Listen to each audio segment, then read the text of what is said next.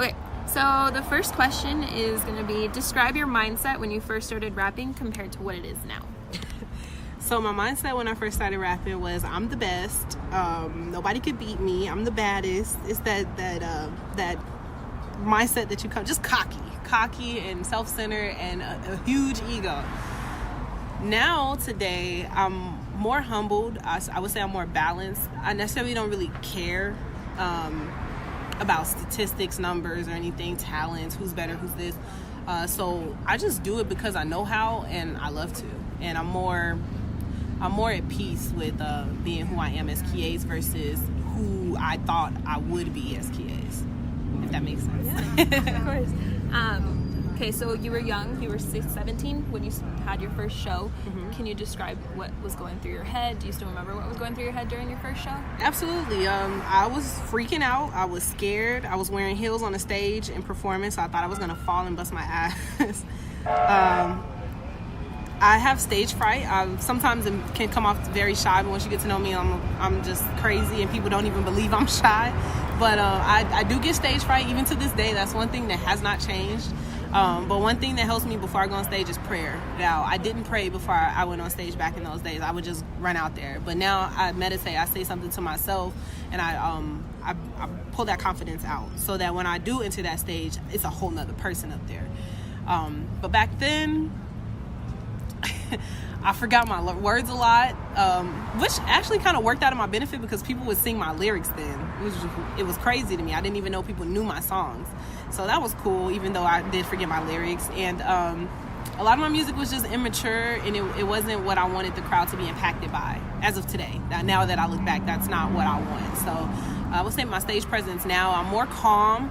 I smile a lot more. I'm more happier on stage. And I'm not so nervous just because I pray a lot. So. When was your last show? Was it recent? My last show, no, it wasn't recent, but it was recent as of like about a month or two ago. But okay, so can you describe what you were thinking during your last show, like how it compares to when you first started, like your first show? I'm trying to think of when my last show was. I haven't had a show this year in 2019, but I want to say my last big show was the Arizona Hip Hop Festival. Okay, how was that? It was fun. I was running late, crazy late. I thought I was going to miss my set, but I made it right on time, got on stage, and it was actually really fun. A lot of people knew my lyrics. They were rocking with me. It was a lot of people there, a lot of people on stage, passed me their cards and everything like that. Just made pretty cool connections there, and it was hot. I definitely remember being hot and about to pass out. But I performed, and my brother Youngin performed. And we had a lot of fun. A lot of people seem to respect Hard Body as a movement, and that's always fun, is when you can go on stage and people know who you are, or even if they don't know and they're throwing up the signs that we throw up. And I could say we felt like celebrities that night in our own city, so that was fun. I do know I had another show after that, but I just cannot remember. But I know that show was probably one of the biggest shows that I did last year in the city. What goes through your mind when you're at a show now? It's so I'm so used to it now that not much. When I'm there, I just try to look around the room, see who do I know, who I don't know, and whoever I don't know, I introduce myself and try to get one of their handles or ask them if they're artists or what they're doing, or you just never know who's in the room. So back then I wouldn't do that. I would just kind of stay in the corner to myself, go on stage and perform, and then either I'll stay at the club or go home. Now I'm walking around more, I'm talking to people more.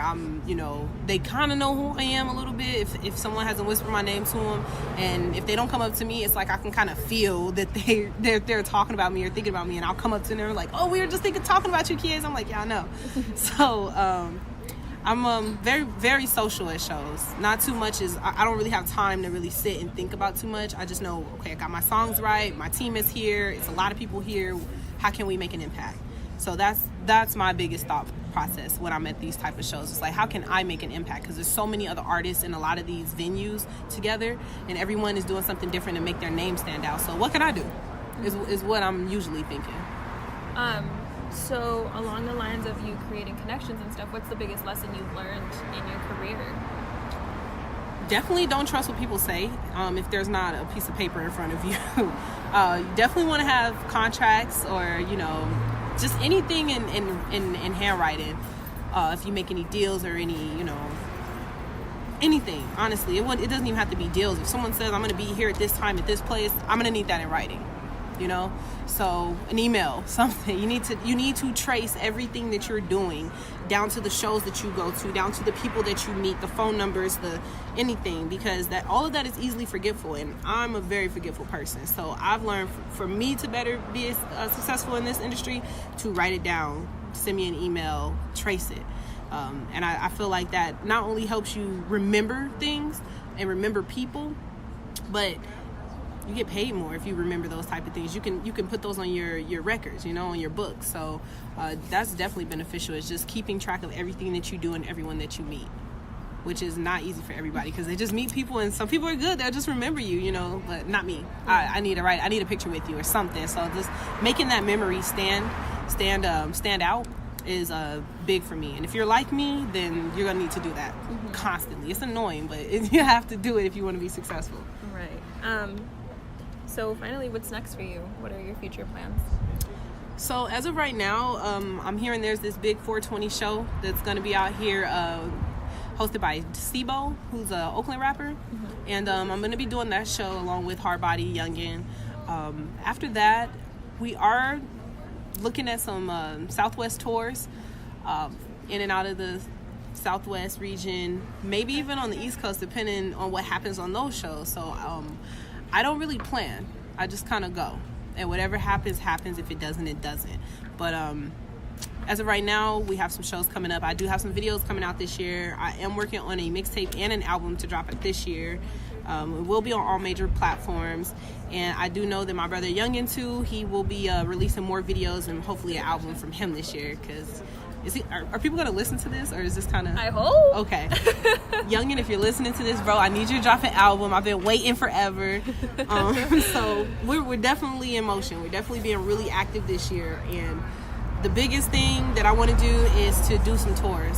Even if it's not a tour, just perform in another city, somewhere else. So that's my goal right now.